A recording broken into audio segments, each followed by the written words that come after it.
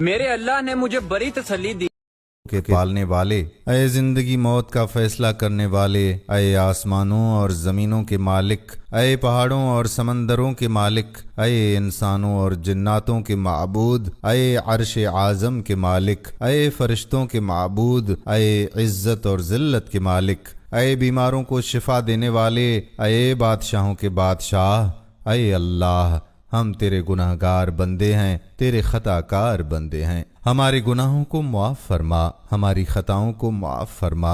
اے اللہ، ہم اگلے پچھلے صغیرہ کبیرہ سبھی گناہوں، خطاؤں اور نافرمانیوں کی معافی مانگتے ہیں۔ اے اللہ رب العزت، ہم اپنے گناہوں سے توبہ کرتے ہیں، ہماری توبہ قبول فرما۔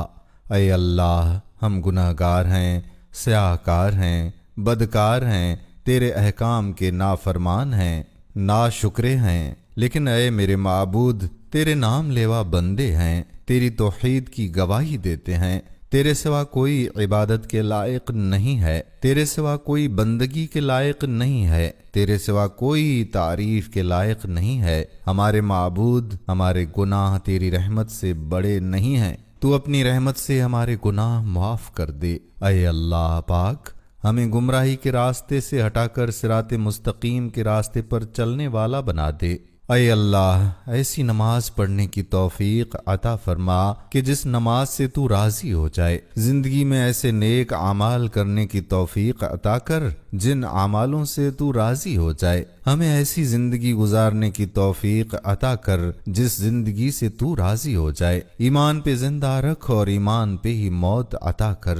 اے اللہ، ہمیں تیرے احکام کی فرما برداری کرنے والا بنا، اور تیرے پیارے حبیب جناب محمد رسول اللہ صلی اللہ علیہ وآلہ وسلم کے نیک اور پاکیزہ آداب کو اپنانے والا بنا دے۔ اے اللہ پاک، ہماری پریشانیوں کو دور کر دے۔ اے اللہ، جو بیمار ہیں انہیں شفاء کاملہ عطا فرما۔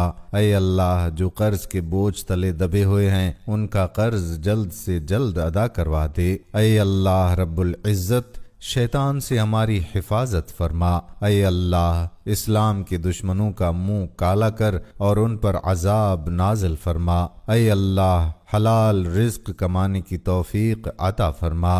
اے پروردگار عالم، تجھ سے مانگنا نہیں آتا لیکن تجھے دینا آتا ہے، تو ہر چیز پر قادر ہے۔ اے اللہ، جو مانگا وہ بھی عطا فرما اور جو مانگنے سے رہ گیا وہ بھی عنایت فرما۔ ہماری دعا اپنے رحم سے، اپنے کرم سے قبول فرما، اور جس نے یہ دعا بھیجی ہے اور اسے آگے بڑھا رہا ہے اس کی ساری پریشانی